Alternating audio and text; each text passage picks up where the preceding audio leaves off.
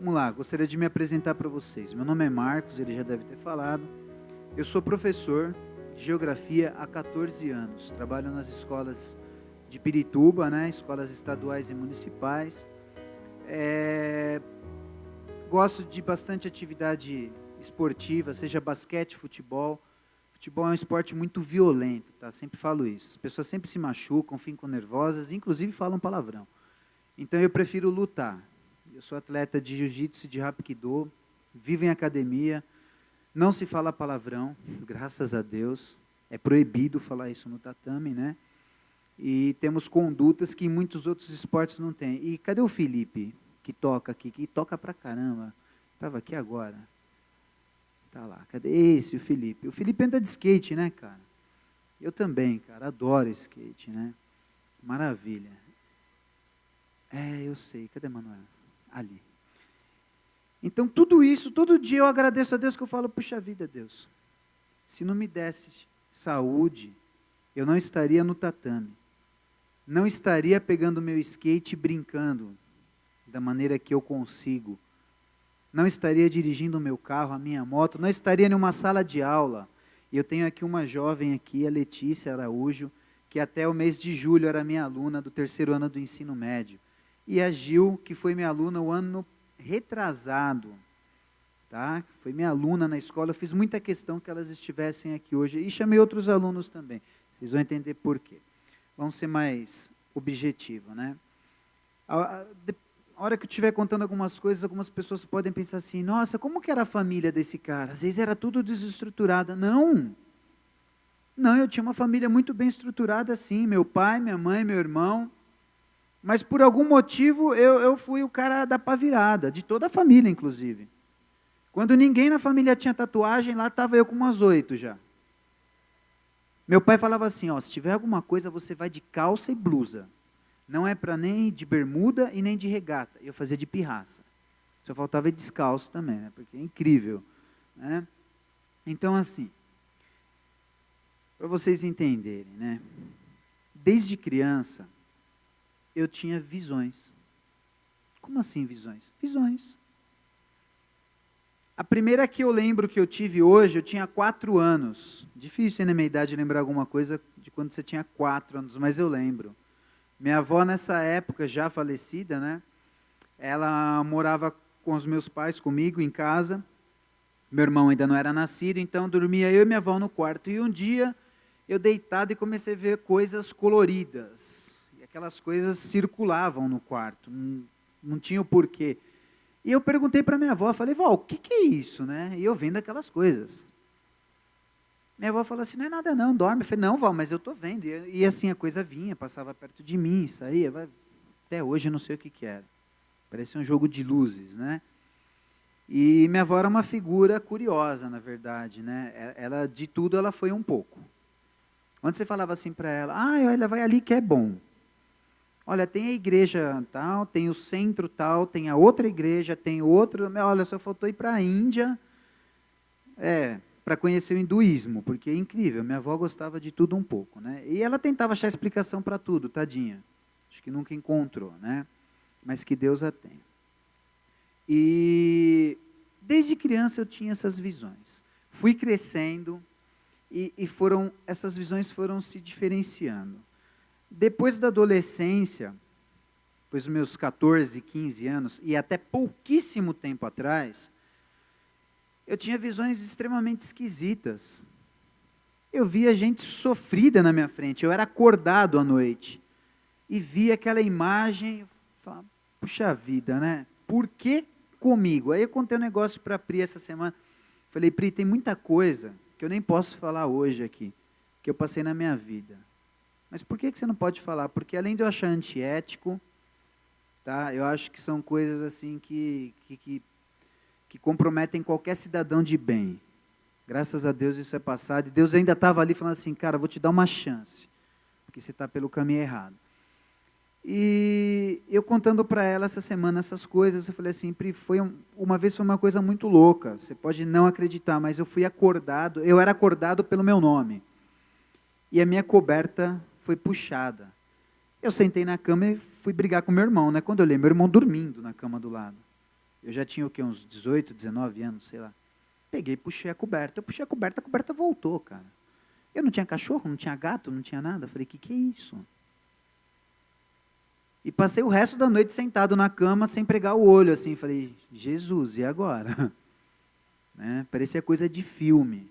E eu via. Aí, beleza. Algum tempo atrás, depois de tudo que eu estudei, os cursos que eu fiz de pós-graduação, estudamos muito psicologia. E a psicologia sempre acha, sempre, tem explicação para isso, psicologia e filosofia. E eu era muito pautado nisso, eu adorava, cara. Minhas ex-alunas sabem disso. E eu tentava achar uma explicação plausível, né? Um dia eu falando para o meu irmão, eu já estava na igreja na época, né?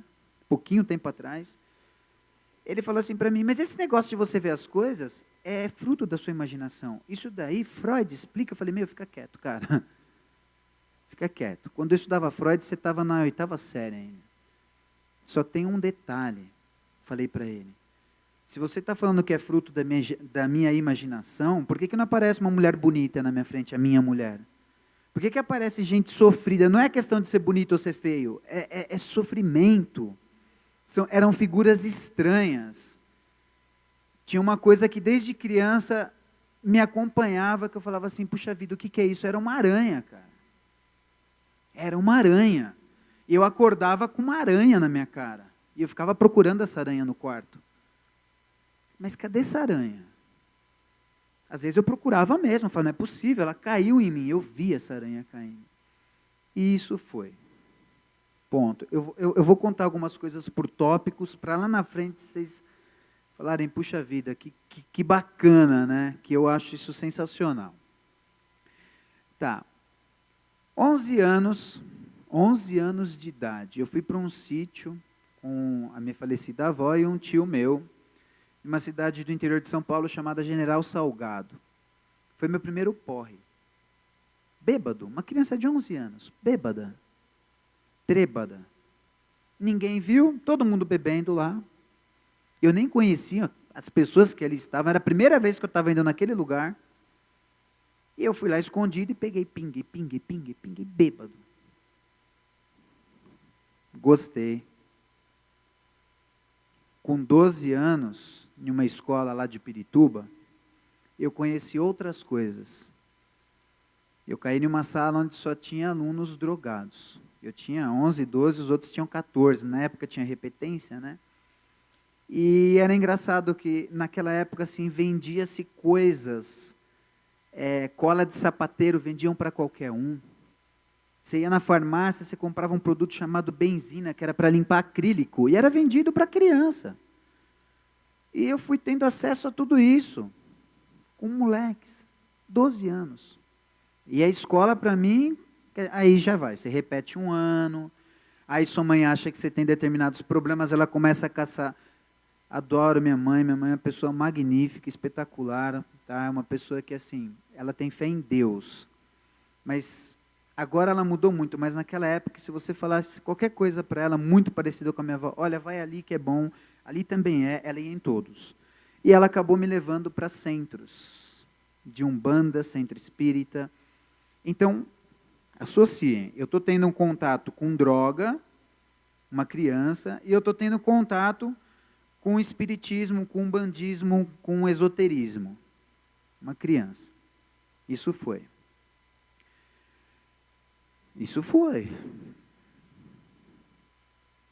Está indo ainda. Para vocês terem uma ideia assim, do tempo. 12 anos, 13, 14, 15, 16, 17, 18, 19, 20. Nesse contexto, você fala assim, o que esse cara fez da vida esse tempo todo?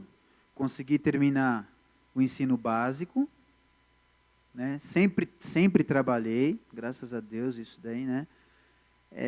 Pulava de galho em galho, um dia eu ia em uma religião, outro dia eu ia em outra, e comecei a ficar o curioso. Eu queria conhecer tudo. E passei a não acreditar em nada. Experimento uma coisa, experimento outra, começo a gostar muito de futebol, entro para uma torcida organizada, vou para estádio, bato nas pessoas, taco pedra na cara das pessoas, dou paulada nas pessoas, e chego em casa com maior orgulho. Chego um dia em casa com uma camisa de uma outra torcida, recheada de sangue.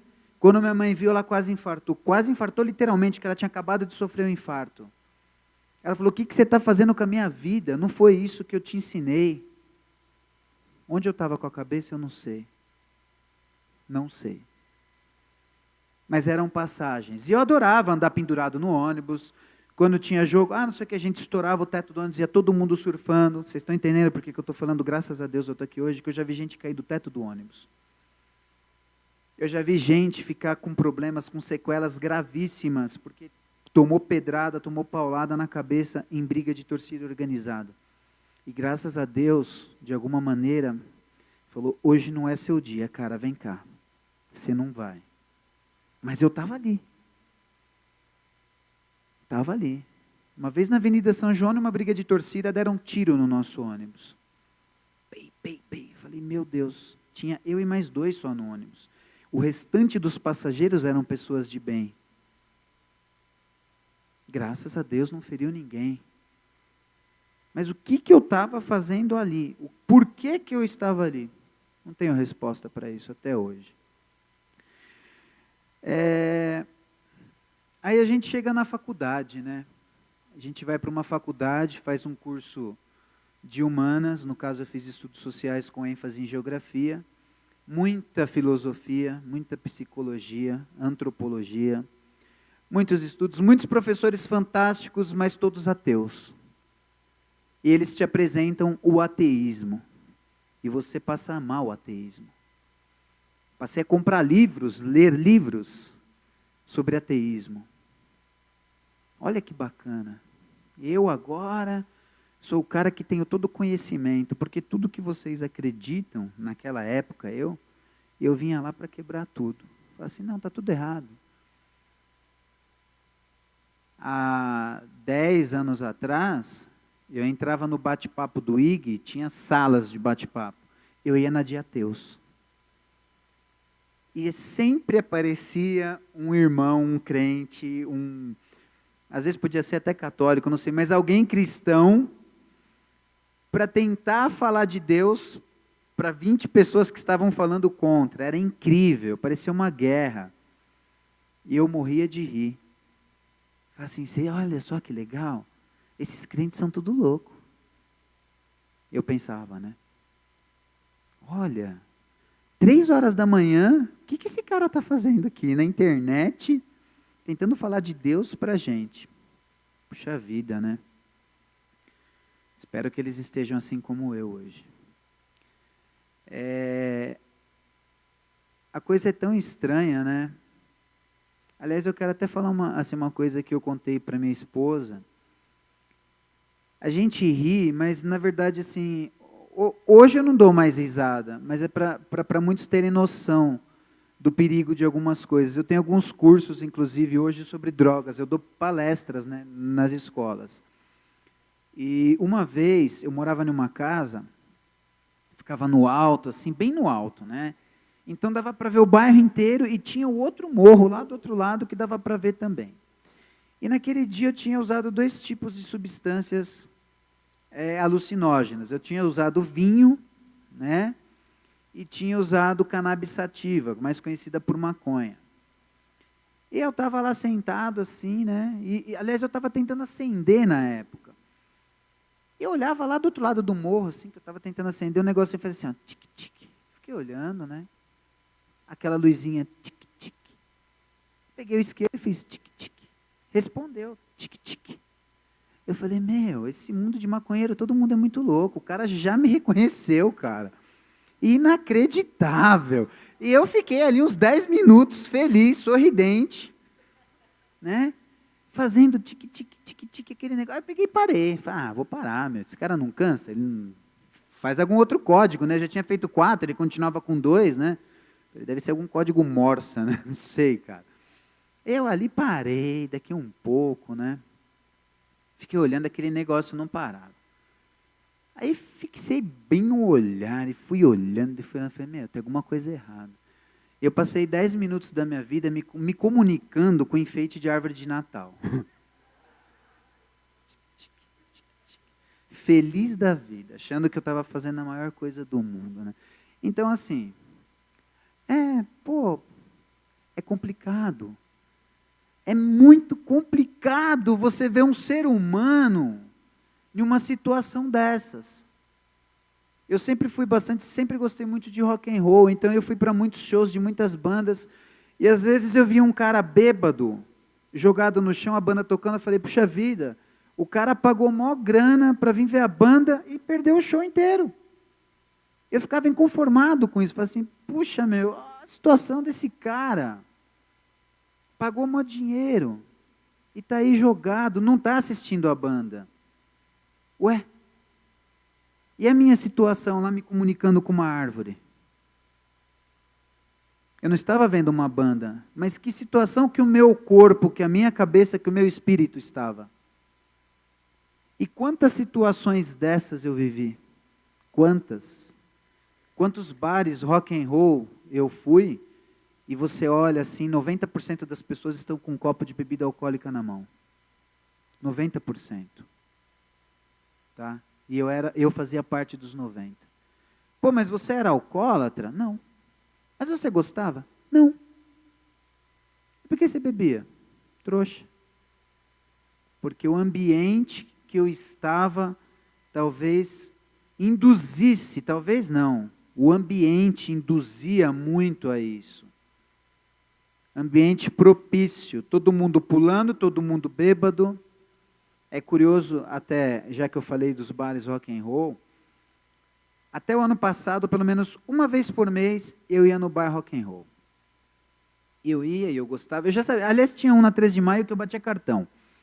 Eu já sabia o repertório da banda, né?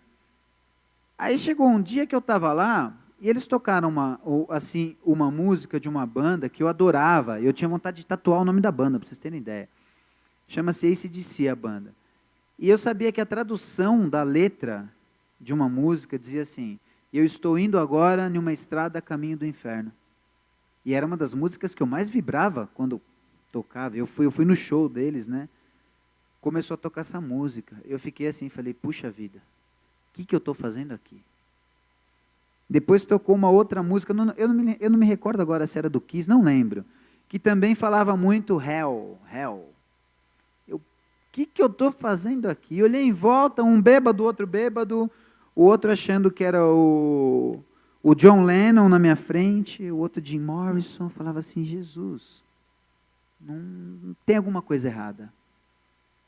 Graças a Deus, que eu já não estava mais vendo muito sentido de eu estar ali, falava assim, tem alguma coisa errada. Já tem um ano, não tem um ano. Fui mais algumas vezes, pouquíssimas vezes, mas a gente começa a selecionar algumas coisas, né? Olha, gente, eu escrevi algumas coisas aqui, mas a gente acaba até se perdendo, né? Nesse contexto da minha vida, né?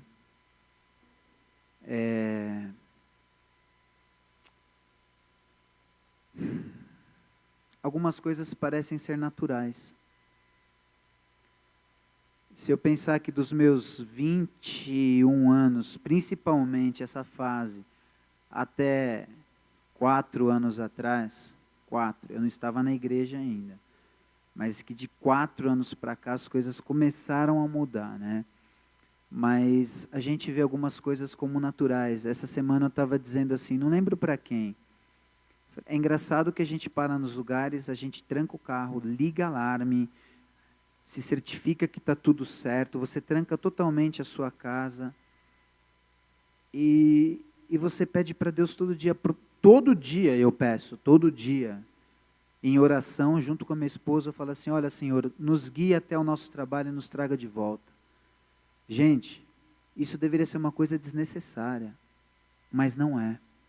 A gente vive uma cultura, a gente vive um tipo de situação que você está aqui pensando na sua casa. Será que eu vou chegar em casa, minha casa vai estar tudo bem?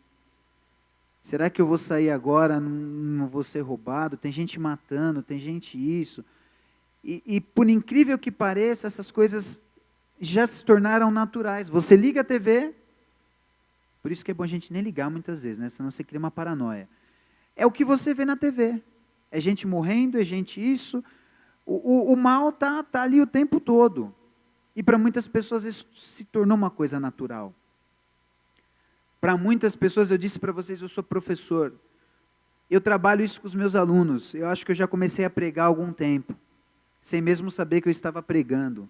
Eu costumo dizer assim para os meus alunos menores: se vocês chegam em um ônibus, se vocês encontram um celular, o que vocês fazem com esse celular?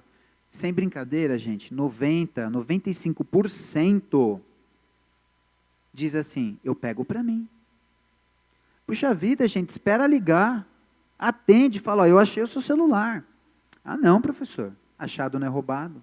Vocês estão entendendo? Já se tornou uma coisa natural. Esse ano, eu disse numa sala o seguinte, eu pedi para os meus alunos, falei, eu gostaria que vocês fizessem o seguinte trabalho: assistam a novela das 8 da Globo, tá? E eu quero que vocês cronometrem isso, tempo de novela sem comercial, e quanto tempo da novela existe apelo sexual. E esses alunos o fizeram. Infelizmente, nesse dia, não foi tanto. No dia seguinte, foi uma bomba. E eu pergunto para os meus alunos: vocês acham que isso é uma coisa natural? É lógico, professor. Ah, é lógico? Então, a traição é uma coisa natural? Isso é uma coisa natural? Teve um monte de menina que falou: claro que é. Puxa vida, eu já fui assim. Eu pergunto para aqueles alunos de 8ª série, com 14, 15 anos: vocês estão assistindo algo que as pessoas estão indo no motel? Vocês sabem o que é um motel? Vocês sabem? Ah, professor, é aquele lugar... Aí já vem, né, aqueles que escutam bastante funk, né? Ah, porque tem um que tem tal nome, porque é isso, é bacana, é bom, é aquilo. Olha, gente, eu virei para esses alunos e falei assim: vocês não fazem a menor ideia do que seja um motel. É um ambiente do diabo. É do diabo, tá? Não é de Deus, não. Hoje eu vejo isso, porque até 4 anos atrás eu também não via. Como que você pode entrar em um ambiente que você não sabe como foi usado há 1 hora atrás? É de conhecimento público que algumas pessoas, inclusive, se reúnem nesses lugares para fazer rituais. Rituais. Entram 10 pessoas em um quarto desse para fazer rituais, para fazer todo e qualquer tipo de coisa que a gente nem imagina. E lá está você, bonitão. Dia 12 de junho é incrível. O cara acha que o melhor presente que ele pode dar para a namorada dele é levar ela para um motel. Você passa aqui na Marginal, está aquele trânsito, você fala: deve ter acontecido acidente. Não. É o bonitão achando que está dando um presente do Dia dos Namorados. Ó, querida, vou te levar num lugar fantástico. Se for uma mulher de Deus, ela não vai. Ela vai falar: esse lugar não é fantástico, querido. Me tire daqui. Muito pelo contrário. Hoje eu vejo isso. Hoje eu vejo isso. Porque eu vivi isso, eu passei isso. Sujeira de todo tipo. Até esses dias a Pri falou assim para mim: olha, você poderia até falar assim, o que você acha que uma pessoa pode fazer de ruim? E eu estou fazendo uma dinâmica com vocês e está perguntando: por que eu não fiz isso? Porque eu fiquei com medo de alguém falar alguma coisa e eu não ia mentir. Porque isso daí é outra coisa que eu mudei na minha vida. Eu não minto mais. Não minto. A mentira é um poço sem fundo. E eu pensei assim: eu não posso passar esse microfone que alguém pode falar: ah, fazer isso. E eu ia falar: complicado, constrangedor. Enfim. E nessa era de ateísmo, né, de pregação, eu tinha uma banda, né, uma banda punk rock, hardcore, e eu fazia músicas que falavam mal da igreja, de Deus. E a gente tocava. Aliás, eu não tocava, eu era vocalista, porque Deus não me deu o dom de tocar, mas me deu o dom de usar palavras, como estão sendo usadas hoje, não naquela época, que eram usadas de maneira errônea. Lá estava eu em um palco, gritando e falando mal. Aliás, era o nome da minha banda, Falando Mal. Eu falava mal da igreja, de Deus. Eu era o autor das letras. Não só de Deus, mas fazia parte daquilo. E eu entendia isso como uma coisa natural. Eu chegava numa sala de aula, para alunos de qualquer série. Eu convidei uma jovem, que eu dei aula para ela na 6ª série. Eu fazia muita questão dela estar aqui. Ela na 6ª série, ela discutia comigo, mas professor, que absurdo. Um dia ela virou para mim e falou assim, olha professor, eu queria muito que você conhecesse o pastor da minha igreja. Eu falei, traga ele aqui, que quem vai desconverter ele sou eu. Nunca vou esquecer isso. Jéssica Leão. Ela só não está aqui porque ela foi no casamento. Faz parte da igreja que eu estou hoje. Eu tenho uma outra ex-aluna aqui, a Gil, fiz questão de convidá-la, que em 2011, quando eu comecei a dar aula para ela, ela virou um dia para mim e falou assim, olha professor, eu gosto muito da sua aula, mas você fala muito palavrão. Eu virei para ela e falei assim, olha Gil, minha aula sem palavrão não é minha aula. O palavrão já faz parte da minha vida. E ela ficou chocada. E eu pensei, a melhor aluna que eu tenho na sala, chocada. Falei, é só ela que reclama? Engraçado que ela lembrou um fato hoje, que na hora me fez pensar. Ela falou assim, olha professor, um dia você entrou na sala e eu pedi para que você adiantasse a aula. Olha professor, adianta a aula para a gente. Você virou para mim e falou assim, olha Gil, você é uma menina de Deus, que tem conhecimento da Bíblia, deveria saber que assim como está escrito na Bíblia, em Eclesiastes, há tempo para tudo. Há tempo para plantar, há tempo para colher. Então aguarde o seu tempo. Ela me contou isso hoje. E aí eu lembrei, verdade. Eu era tão cínico que eu usava a própria palavra de Deus contra aqueles que a pregavam. Contra. E já fui em várias igrejas para conhecer, para poder falar, para poder fazer crítica. Ó, tá vendo? Igreja é tudo igual. Já fui nessa e nessa. Não gosto. E isso foi uma grande parte da minha vida. Tendo o prazer de falar mal de igreja. Agora eu quero chamar a atenção de uma coisa que eu esqueci até de contar para minha esposa isso. É engraçado que nessa época eu usava um termo, esses dias eu falei para alguém, eu acho que foi para o pastor da igreja que eu vou, que desde o dia que eu descobri, né, que, desculpa, mas eu sou novo na palavra, tá? Então não sei explicar exatamente, mas que assim, jamais abra sua boca para falar qualquer coisa do Espírito Santo de Deus. Foi o que eu entendi, eu sei que se usa alguma outra palavra, né? Mas eu fazia. Eu não tinha conhecimento disso, mas eu fazia questão. Fazia questão de, numa sala de aula, usar inclusive isso. E era nesse dia que, quando eu chegava na minha casa, tudo de ruim acontecia. E eu comecei a associar, falava, puxa vida. Hoje, na escola, eu falei disso, fiquei citando tal filósofo, fiquei descendo a lenha no cristianismo, falei isso, cheguei em casa, de alguma maneira, não sei como, inexplicável, tudo dava errado, era uma briga, era o caos estava instaurado na minha casa, eu tentava entender o porquê. E isso, curiosamente, todas as vezes que eu dava essas aulas, inclusive, eu dava até livro para os alunos, ó, lê esse livro, puxa vida, né? Tá.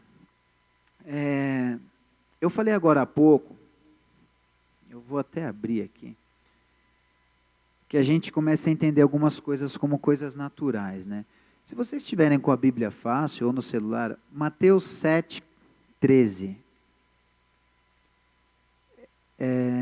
Me tocou muito também esse versículo. Aliás, essa Bíblia aqui grande, foi meu sogro que me deu.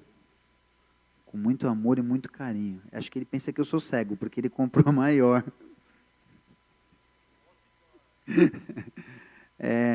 Mateus 7:13, né? Está aqui. Aliás, eu vou pegar do 12, né? Portanto, tudo que vós quereis que os homens vos façam, fazei-lo, também vós. Porque esta é a lei e os profetas. Entrai pela porta estreita, porque larga é a porta, e espaçoso o caminho que conduz à perdição, e muitos são os que entram por ela. E porque estreita é a porta, e apertado o caminho que leva à vida, e poucos há que a encontrem. Por essa vasta experiência Desde os 11 anos com drogas, o diabo ele age de diferentes formas e ele agiu na minha vida de diferentes maneiras, tá? Por portas gigantescas, portas que se fala, nossa, lembra agora que eu falei, as coisas tornam-se naturais, tudo para mim era natural. Traição, eu fui casado antes de conhecer Priscila, 2 vezes. Eu tenho uma filha do primeiro casamento. Por que nada dava certo na minha vida? Porque eu só fazia tudo errado. Tudo errado. Porque o dia que eu fui pela porta estreita, as coisas deram certo. Graças a Deus. Talvez a primeira vez que eu falei, agora eu vou pela porta estreita. Então, pensando nisso tudo, eu falo assim, puxa vida, eu já vivi tanta coisa. O que eu aproveitei disso que não é experiência? Que não é esse conhecimento de mundo que, sinceramente, hoje, o contrário do que eu fazia antes, eu falo para os meus alunos. Por que você, um jovem, uma jovem de 17 anos, fala para mim que você está indo para uma balada de quarta-feira, chegando em casa às 6 horas da manhã? O que seus pais falam disso? Ah, meu pai tem confiança em mim. E hoje eu fico chocado. Que absurdo. Que absurdo. As coisas tornam-se naturais, e para mim essas coisas já foram naturais. Hoje eu não vejo mais como naturais. Eu gostaria de falar mais uma coisa aqui que eu acho muito importante, né?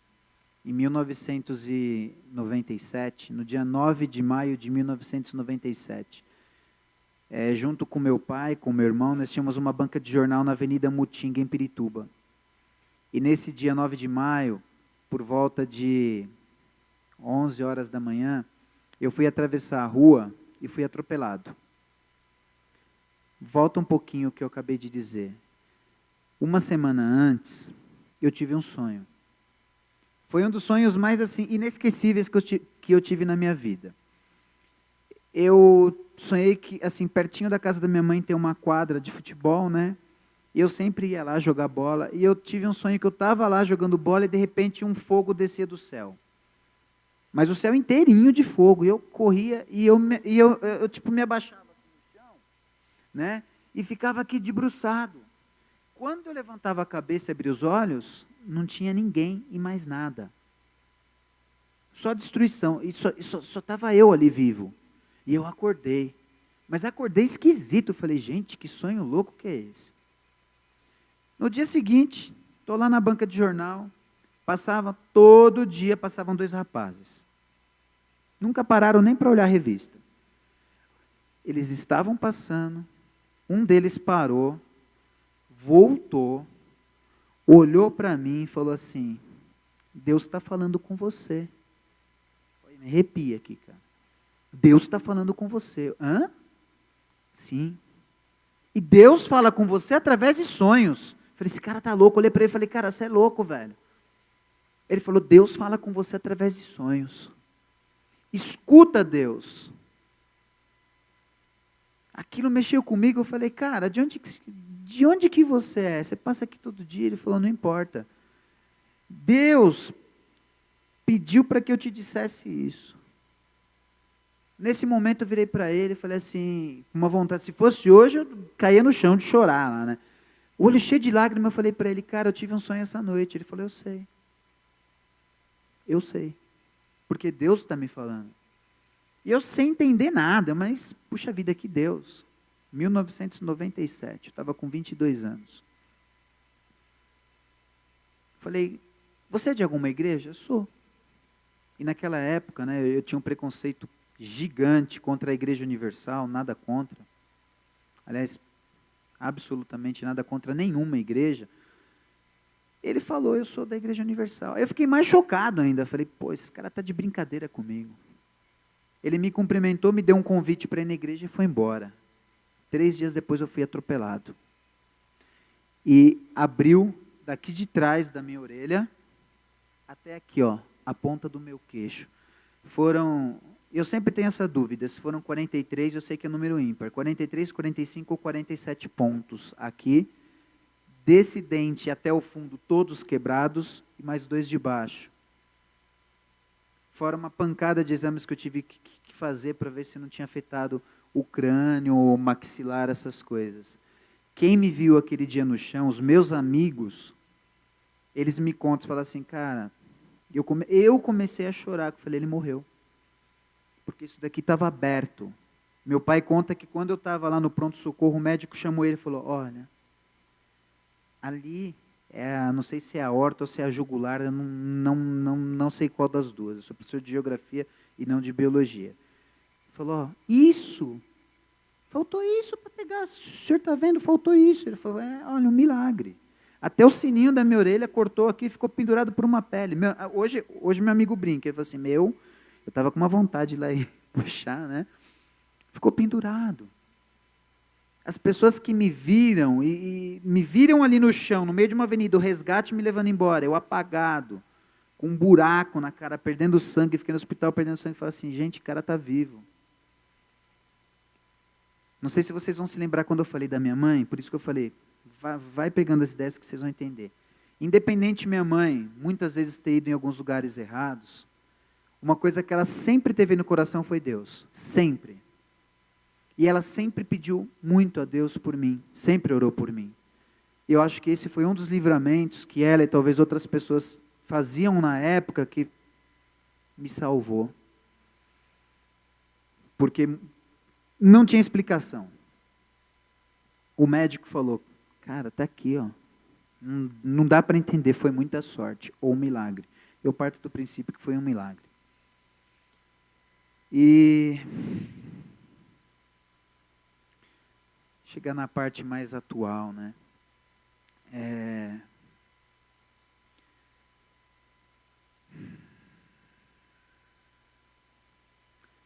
Que é de 2011.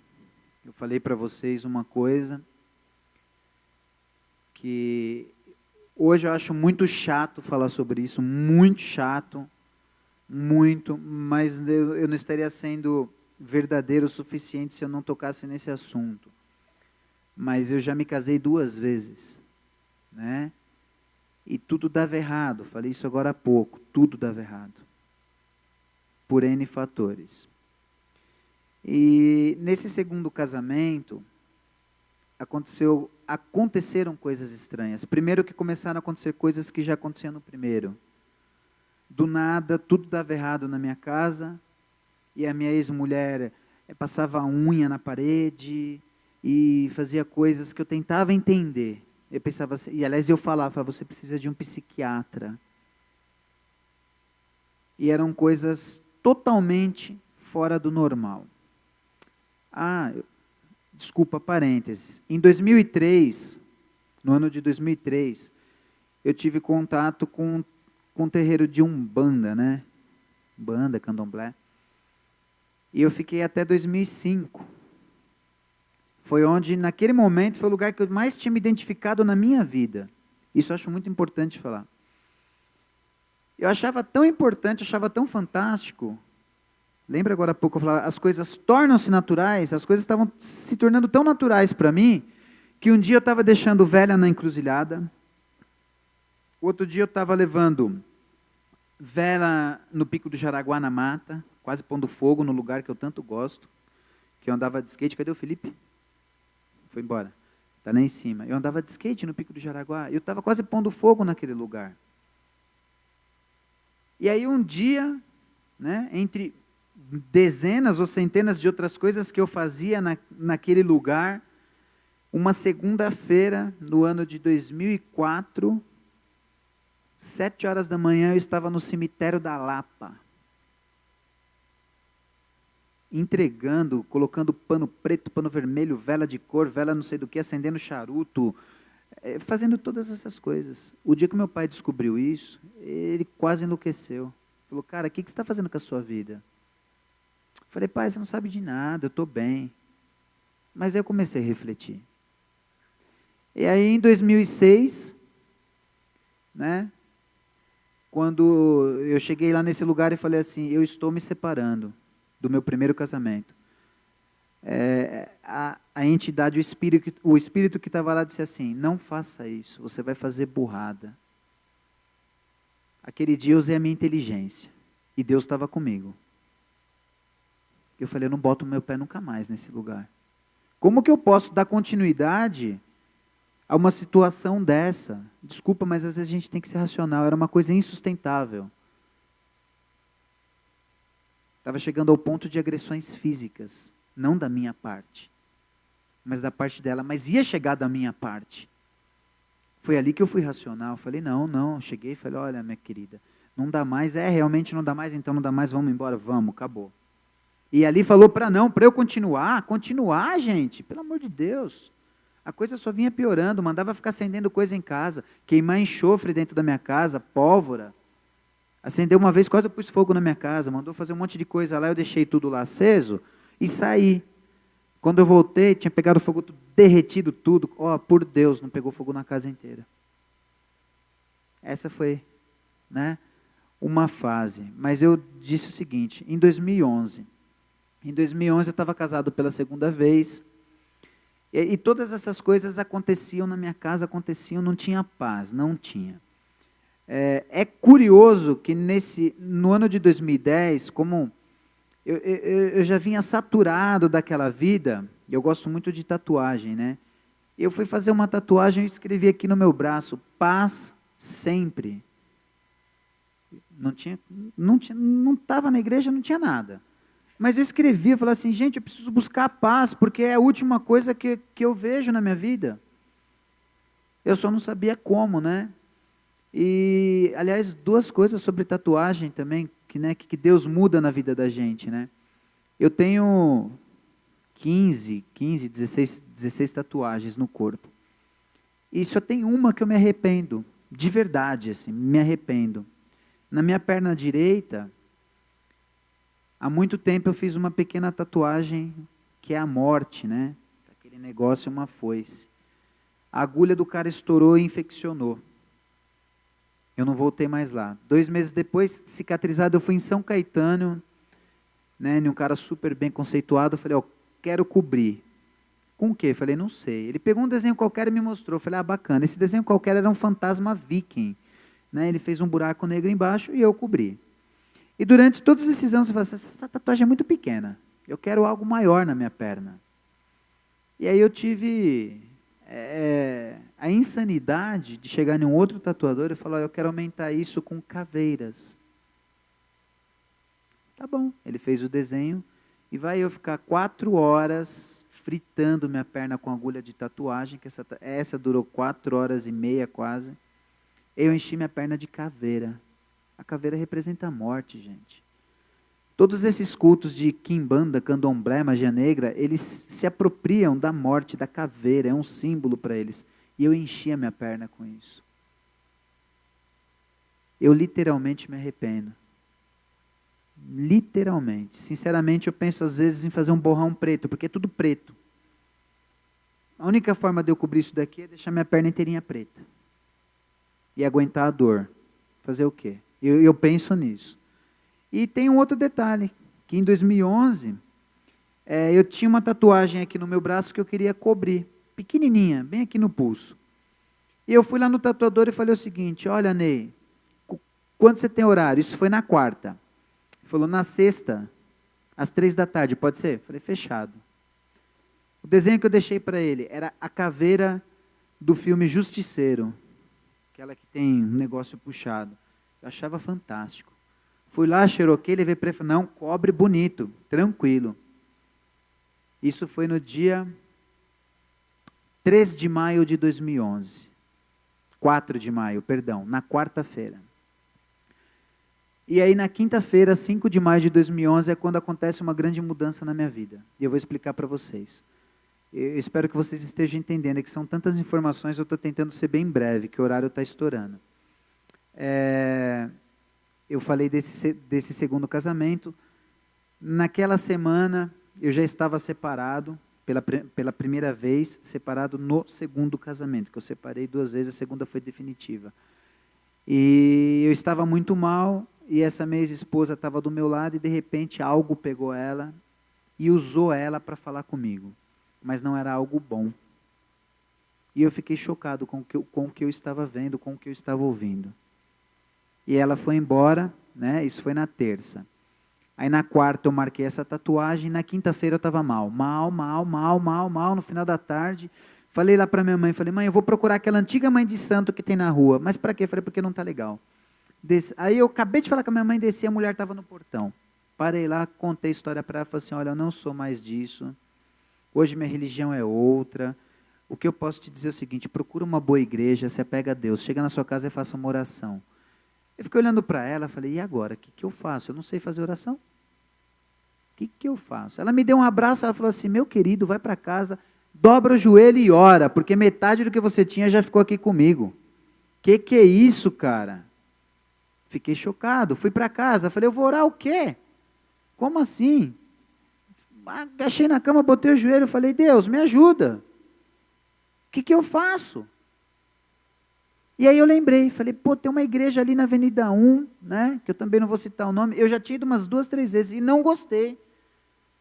Não gostei daquela igreja. E aí eu falei assim, mas lá tem um negócio, culto de libertação, quinta-feira, 19 horas. Lá estava eu, às 19 horas, na porta da igreja. Eu falei, é hoje. 19, 19h10, 19h20, 19h30, 19... falei, brincadeira. Só tem a placa, não tem o culto, vou embora. Entrei no meu carro e passando mal, esquisito. Estou indo pela mesma avenida, daqui a um pouco eu olho uma igreja, as luzes todas ligadas. Alguma coisa fez assim, para meu querido, para, que hoje é teu dia, né? Parei o carro e entrei. A igreja estava vazia. Só os músicos lá ensaiando, eu sentei. Essa é uma data para mim que vai se tornar, que se tornou inesquecível. Começou a me dar sono, comecei a passar mal, calor. Calor, aquele calor, eu falei, gente, só se eu tirar a camisa, porque eu estava com uma camiseta, e aquele calor, eu comecei a suar, e começou a me dar um sono eu não conseguia, e aí me incomodava ficar sentado, e daqui a um pouco os irmãos foram chegando, e eu com um pouco de vergonha, né, falei, puxa vida, né, aí aquele sono, eu falei, eu vou embora, que eu já estava uns 3 dias, né, sem dormir, falei, vou embora e volto outro dia. Acho que naquele momento ali, foi o Espírito Santo de Deus que falou assim, você vai ficar, cara, porque hoje que as coisas vão mudar na sua vida. E eu fiquei. Quando começou o culto, aconteceu uma coisa que nunca tinha acontecido na minha vida. Lá como aqui, vai passando a letra das músicas, e daqui um pouco eu estava de pé e estava cantando Kleber Lucas. E aquilo foi, olha, foi como se estivesse tirando uma roupa apertada, pesada do meu corpo. Aquilo foi tirando, foi arrancando. E aquilo, eu fui, nossa, gente, o que está acontecendo? Eu fui me sentindo bem. Daqui um pouco um amigo que eu tinha contado que estava mal, me ligando, eu já mensagem, eu estou na igreja, depois eu te ligo. A hora que eu saí da igreja, eu liguei para ele e falou, e aí, como é que você está? Falei, Júnior, eu não sei o que aconteceu comigo, meu querido. Eu sei que eu estou bem, cara. Marco, como assim? Falei, eu estou bem, velho, eu vou para casa, eu vou dormir, eu estou feliz.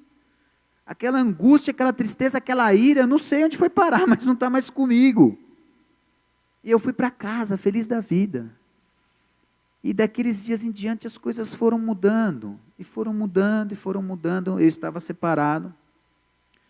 Depois, acho que uns 2 meses depois, eu acabei voltando. Quando as coisas não são de Deus, quando começa errado, gente, desculpa. Hoje eu entendo isso. Começou tudo errado. Começou como traição, começou como contra a família, virou um casamento, não ia dar certo, desculpa, não ia dar certo. Insistimos, não deu certo. Não deu certo. E foi no momento que assim, eu fui lá na igreja, eu estou falando da minha igreja, eu sou um membro da Igreja Batista Menorá, que fica em Pirituba, tá? Desde 5 de maio de 2011. E naquele momento, em dezembro de 2011, eu comprei uma casa, eu saí do apartamento que eu tinha, comprei uma casa lá em Cajamar. Minha vida tinha feito isso e começou a fazer isso. E lá na nossa igreja a gente trabalha com células. Eu virei e falei assim, o ano que vem eu estarei liderando uma célula, vai ser uma célula para casais. E era o meu objetivo, só que em fevereiro tudo deu errado de novo. Eu firme na igreja, com Deus, essa minha esposa, não sei o que aconteceu, aliás, até sei, né? o diabo se apropria das fraquezas das pessoas. Levou ela para o álcool, para o cigarro, para as baladas, para a traição. E eu em casa. Eu ficava na minha casa, lá em Cajamar, sozinho. Só tinha terreno lá na época.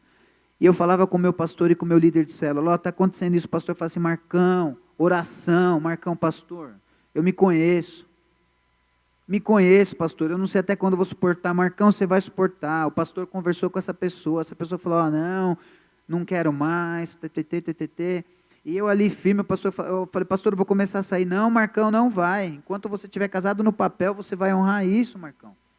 Vamos tentar arrumar a situação. Eu, não, pastor, não está certo, não está legal. Essa menina passa todo final de semana fora. Não sei onde ela está. Pô, não sou bobo, cara. Marcão, segura a onda. Enfim. Eu segurei até onde eu achei que dava. Até o dia que eu cheguei e falei, minha querida, acabou? Acabou. Então, a partir de hoje, já tinha 2 semanas, eu acho que ela estava sem aliança. Eu tirei a minha. Falei, então, a partir de hoje, acabou. Só tem um problema. O diabo age na sua fraqueza. E a minha fraqueza era ficar sozinho. Eu queria ter alguém do meu lado, eu queria uma mulher, ainda mais naquele momento. Pô, eu estava indo para a igreja, estava tendo todo um pensamento reformulado de família, de esposa. Aí vai eu começar a sair de novo. E é engraçado que o pastor falou assim para mim um dia, isso é outra coisa inesquecível.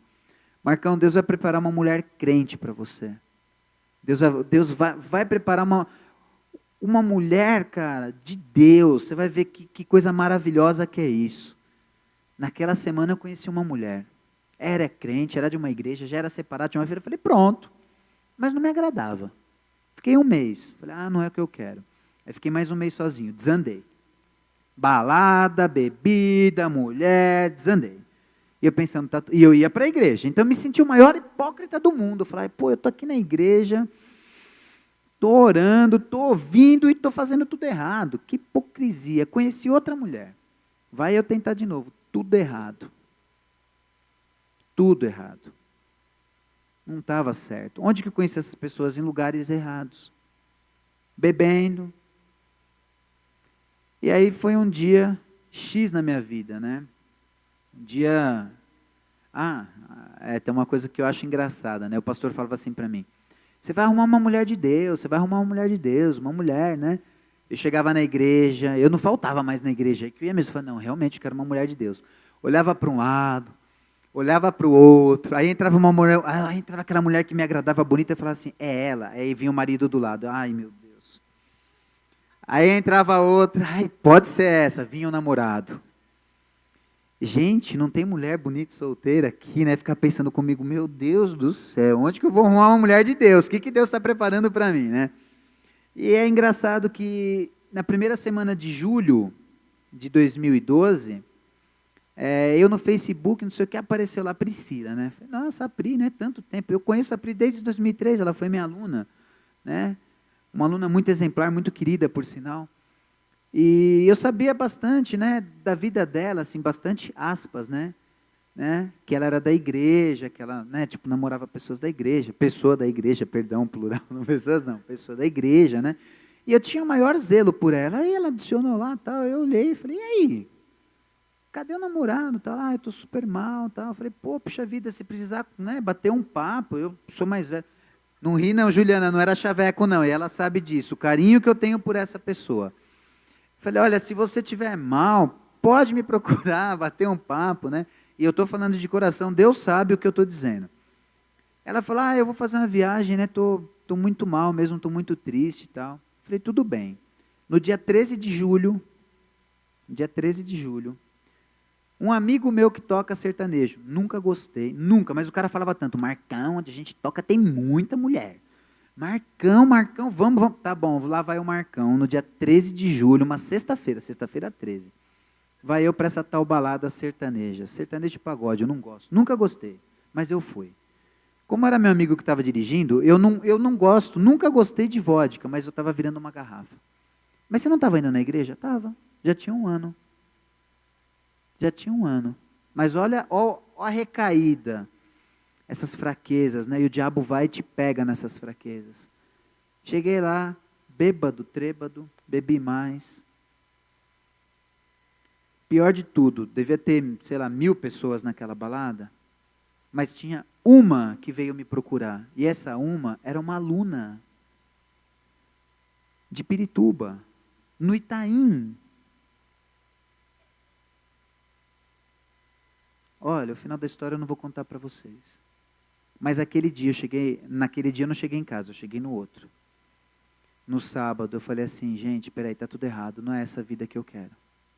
Não foi isso que eu escolhi há 1 ano atrás, quando eu conheci Deus, quando eu conheci Jesus, quando no dia 5 de maio, e eu não contei esse detalhe, no final do culto, o pastor no apelo falou assim, tem alguém aqui hoje que quer aceitar Jesus? Não fui eu que levantei minha mão, ela levantou sozinha. Sozinha. Até hoje eu não consigo explicar, minha mão fez assim. Quando eu vi, eu falei, e agora? Vem até aqui na frente, e a vergonha, aquela igreja cheia, eu falei, Jesus, vai eu lá na frente, com uma vergonha, um medo, né? Eu tinha um medo de ser crente, né? Falar, meu, crente é tudo chato, eu pensava comigo, né? E eu estava lá na frente, e aí eu falei assim, gente, não foi isso que eu escolhi não, chega, para, e naquele dia eu falei comigo mesmo, e com Deus, falei, Senhor, não foi isso que eu escolhi para a minha vida, não foi. Porque desde que eu te conheci, Senhor, eu escolhi outra coisa para a minha vida. Eu disse que queria abrir mão de tudo isso para viver a tua vida. Isso foi no dia 13. 14 sábado, 15 domingo, 16. Liguei para a Pri. Ei, como é que você está? Eu vou na casa de uma amiga minha lá da igreja. Eu falei, eu estou indo não sei para onde. Quer que eu deixe você lá na estação? Passa aqui para eu te ver. Fiquei 1 hora conversando com ela, totalmente diferente, né? Fazia anos que eu não a via. Tchau, foi um prazer te ver. Foi, tchau. Dia seguinte, não sei porquê, liguei de novo. Agora pode rir, tá, Ju? Vou ficar longe do sogro aqui, que o cara, né? E liguei de novo. Depois de 1 semana eu virei para ela e falei assim, a gente está conversando bastante e tal, né? E como é que vai ficar? Ela, como é que vai ficar o quê? Eu falei, querida, eu não tenho mais assim né? Eu quero uma pessoa séria, quero uma pessoa para estar do meu lado. Meu, você é louco? A gente está conversando. Eu falei, mas é assim que as coisas funcionam. Eu quero ser seu namorado. Ela ficou em choque. Calma, pode ir com calma. Você vai ter que conhecer meu pai, vai ter que falar com meu pai. Eu falei, quanto seu pai tem de altura?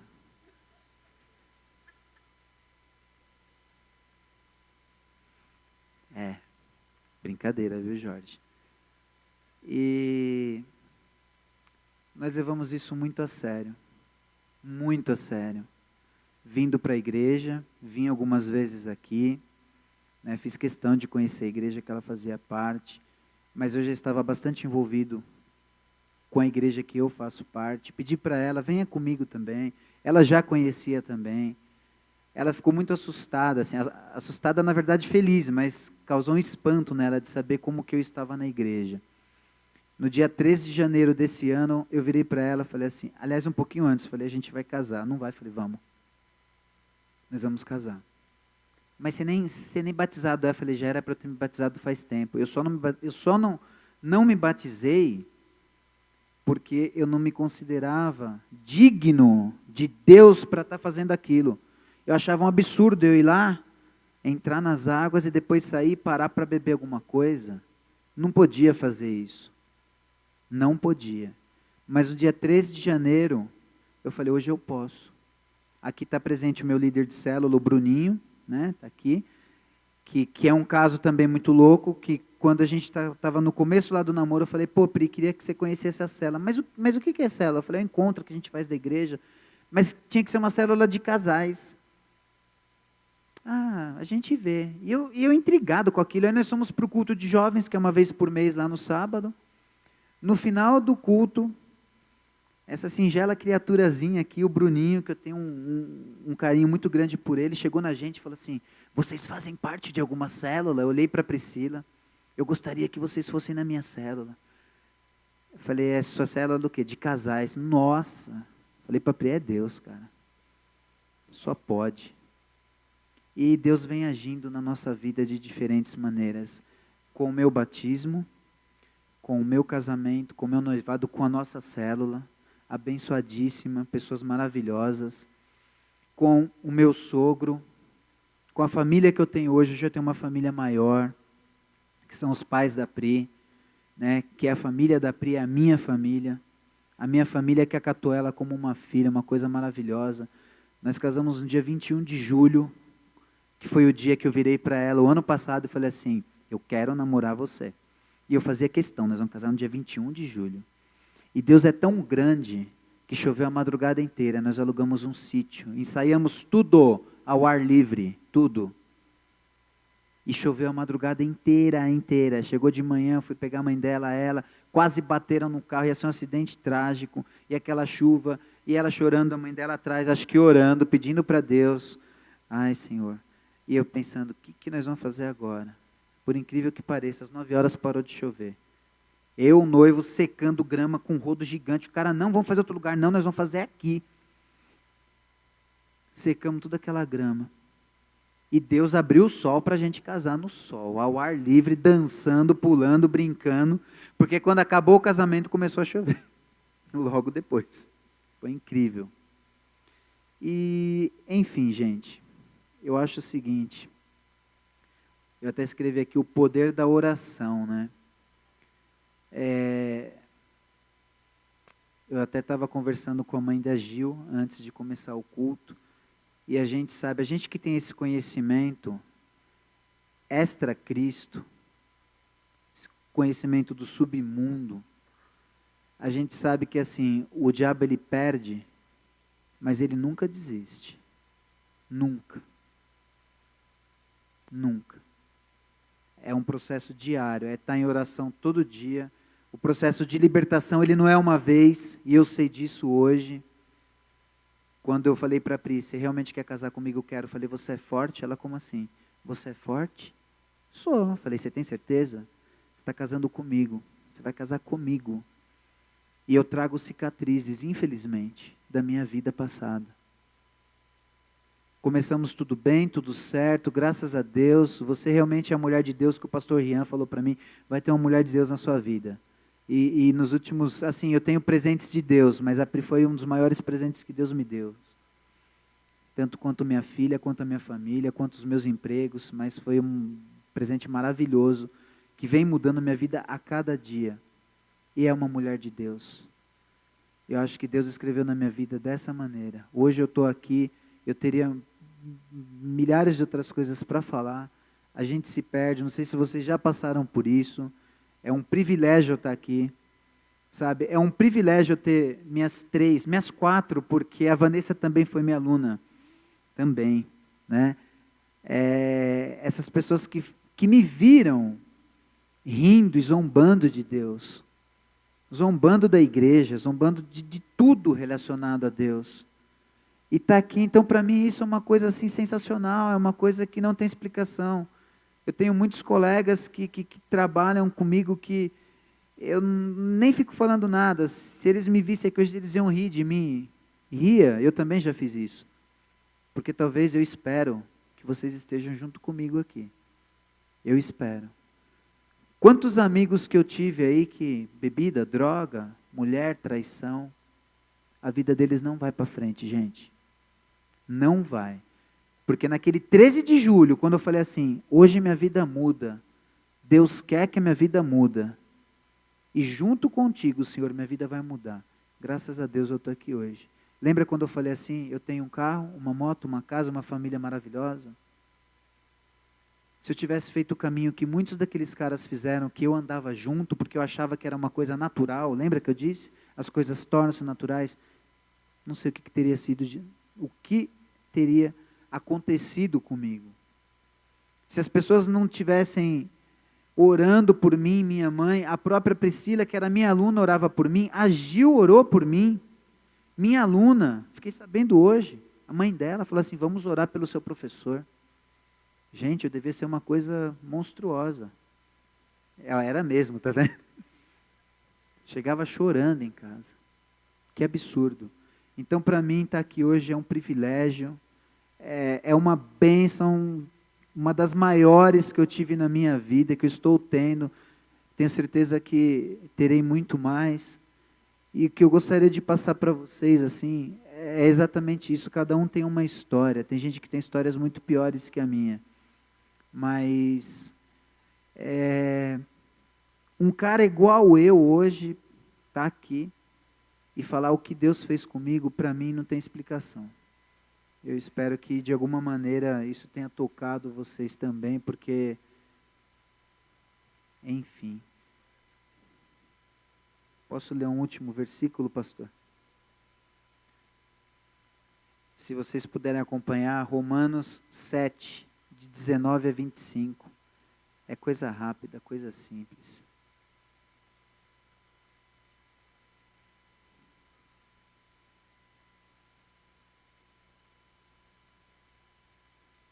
Está aqui.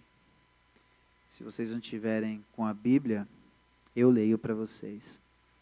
Esse trecho diz o seguinte, esses versículos. Porém não faço o bem que quero, mas o mal que não quero, esse faço. Ora, se eu faço o que não quero, já não o faço eu, mas o pecado que habita em mim. Acho então esta lei em mim, que, quando quero fazer o bem, o mal está comigo. Porque, segundo o homem interior, tenho prazer na lei de Deus. Mas vejo nos meus membros outra lei, que batalha contra a lei do meu entendimento, e me prende debaixo da lei do pecado que está nos meus membros. Miserável homem que sou, quem me livrará do corpo desta morte? E agora vem a parte principal que eu atribuo isso a tudo isso que eu falei para vocês, essa vida que eu tive, tá? Dou graças a Deus por Jesus Cristo nosso Senhor, assim que eu mesmo com entendimento sirvo a lei de Deus, mas com a carne a lei do pecado. Eu não quero pecado na minha vida, eu quero Deus. Amém, jovens?